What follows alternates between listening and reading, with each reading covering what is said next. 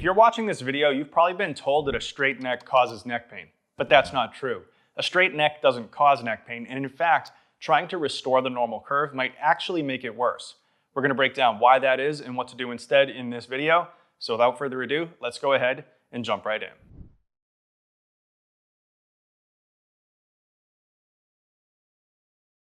All right, so first of all, what is a straight neck and why does it happen? If we look at my buddy Mr. Phibbs here, we see a gentle inward curve of the neck that forms a C shape. We call this lordosis. Now, some people actually lack this normal amount of curvature, and this begs the question, why? Now, here's the tricky part, because there's not only one reason why we might see a reduction in this curve. Now, the first and by far the most common reason is that after pain, overload, or injury, we have an increase in muscle activity and guarding of the area to prevent movement or pain. And when this happens, we get muscle activity on both sides of the neck that squishes the neck and reduces that normal curve. But there are also other reasons for a straight neck that have nothing to do with pain, injury, or overload.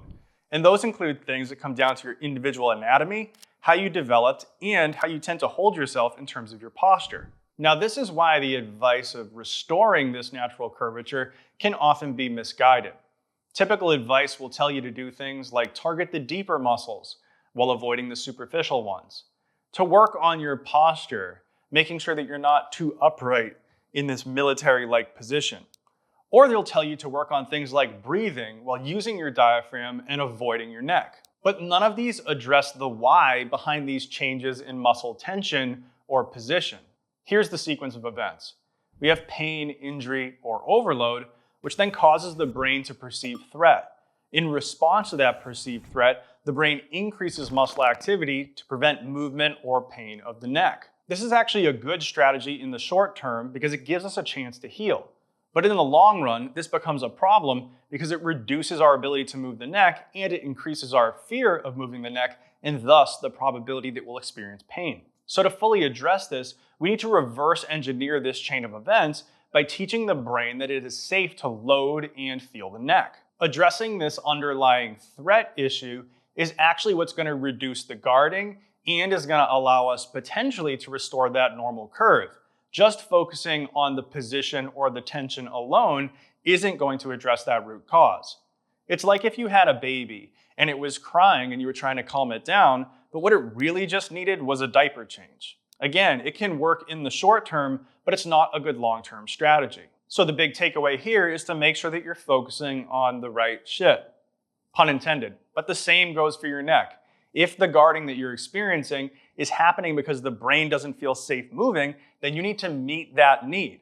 And that need is to apply progressive exposures to loading and movement to teach the brain that it's safe, thus reducing that muscle guarding. Now, even after all this, you still shouldn't worry about restoring the curve. Even if you got that guarding down to zero, there are still other reasons that your neck might be straight. Remember, posture, the way that you developed, or your individual anatomy could explain the presence of a straight neck in the absence of injury, overload, or pain. And you don't want to associate a straight neck as being a bad thing because this increases threat. And remember, threat is what increases guarding that can then cause a straight neck in the first place. Instead, we need to gradually expose the neck to movement in all directions, safely, progressively, and repeatedly over time. So whether your neck is as straight as a board, curvy as Adele pre-Ozempic, or Caitlyn Jenner somewhere in between, progressive loading is the answer. And I know it's the answer because this is exactly what I did to overcome 15 years of chronic neck-related symptoms. And it's exactly the logic behind the new neck protocol that I've used to now help more than 100 people do the same. Now, the first step in being able to load and move the neck is to find the right entry point. We have a number of ways in which we do this inside of the protocol, but I'm going to share with you one of my favorites here today. And that is to use a closed chain exercise, or at least a regression of it, that I like to call the Chaplain Wall March. If you find that this is too easy, go ahead and watch my other YouTube videos where I go through the full progression. So we're going to begin here with nothing more than a towel roll and a wall. You might want to do this alone when no one else is around because you might look a little bit funny doing it. But all you're going to need to do here is you're going to put the towel on the wall, you're going to place your head against the wall, and then your hands on the wall below it. You'll do a slight chin tuck and bring the tongue up into the roof of your mouth. And then from this position, all that we're going to do is gently breathe in and out through the nose as we gradually reduce the amount of hand pressure. Now, if you're really irritable in your neck and you begin to release that pressure, you might find that at a certain point, there's too much load there. If that's the case, then just reapply that hand pressure and practice breathing, tolerating as much load as you can in the neck without tipping over your tolerance level too much. You can consider making it a little bit more challenging by actually walking your feet further away. And at this new distance, you can do the same thing, applying a little bit of hand support and then gradually reducing that hand support until you get the challenge just right.